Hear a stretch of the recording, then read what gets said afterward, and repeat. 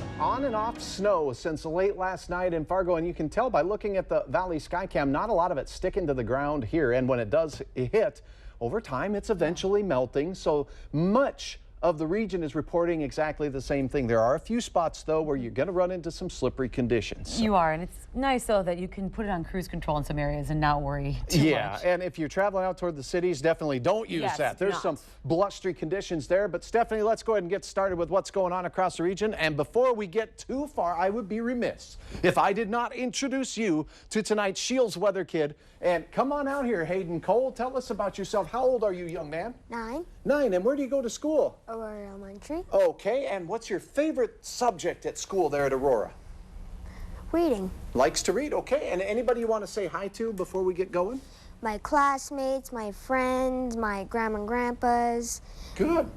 And Mrs. Thorsten, my teacher. Can't forget the teacher. Maybe get a brownie point in the grade book or something. Step over here and point out the conditions in Fargo right now. Hayden, tell us about the temperature and the wind. It's 36 right next, and it feels like 32. And good. And the wind is coming through northeast, 5 miles per hour. View, good, very good. And it's cloudy out there, kind of hazy at times. Point out some temperatures out to the west. What do you see out there? Fargo, Grand Forks could get some heavy snow. Okay, good. Some snow moving through. How about temperatures out in the west? Not going to get any snow, but in the 30s. Very good. The snow's wrapping up out there, and let's check out Minnesota. What's going on out there? Well, really heavy snow, kind of like a blizzard around there. It looks like a blizzard. Yeah, now, not as much wind as with our last blizzard, but point out here in our region where the heaviest bands of snow are showing up. Can you tell me? Well, the heaviest are kind of like in this Crookston, that kind of part. Yeah, where the dark blues are. So Highway 2 between Grand Forks and Crookston, some bigger flakes are flying there. Also out towards Fertile. If you've been to Fertile, you'll know the flakes get really big around Fertile.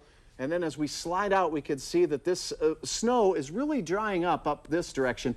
But if you were asked, Hayden, how much snow do you suspect will fall this evening? Right over here? Tensional inch or so? Yeah, about an inch or so on the snowfall amounts. But what's going out this way? What's all this colorful stuff?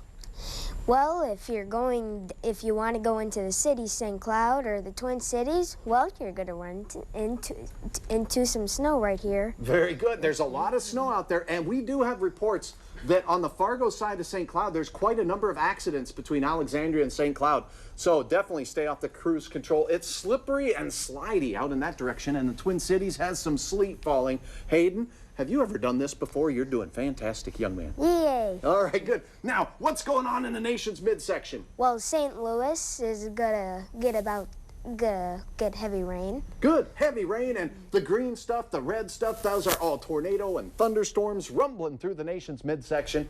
Here's our forecast for this evening. I'm going to pause this at 10, and you tell everybody what happens to the snow in Fargo and Grand Forks. Well, the snow is going to get a little smaller, and we're just going to get about a little.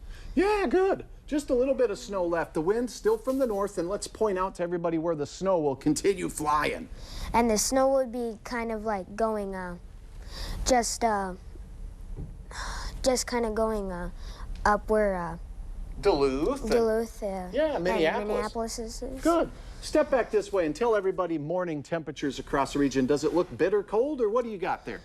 Well, around our area, we're going to get into the 20s and get some wind gusts. Good. And it's still going to be cloudy first thing in the morning, but as we go through the day, midday temperatures start warming to 30 degrees. And what's all this out here?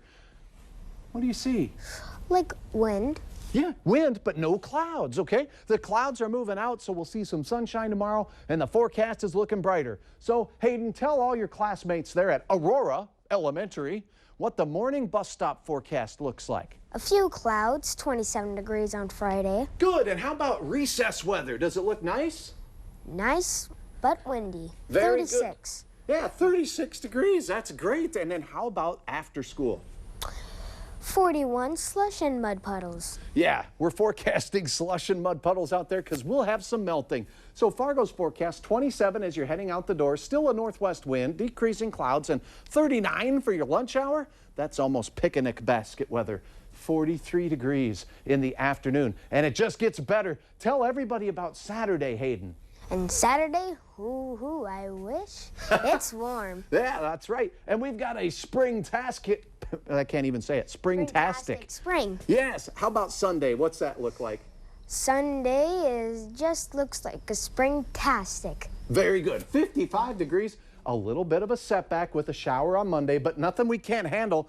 Hayden, good job. Why don't you tell everybody about the news we've been waiting to tell everybody about, Wednesday. And it's going to be warm on Wednesday, a nice 69. That's close to 70 in my book. Hayden, step over here. You did outstanding, young man, and I got to ask, with all this wild weather we've been having here lately, we've had snow, we've had blizzards, and now it looks like we might have some warm weather. What's your favorite? What's my favorite?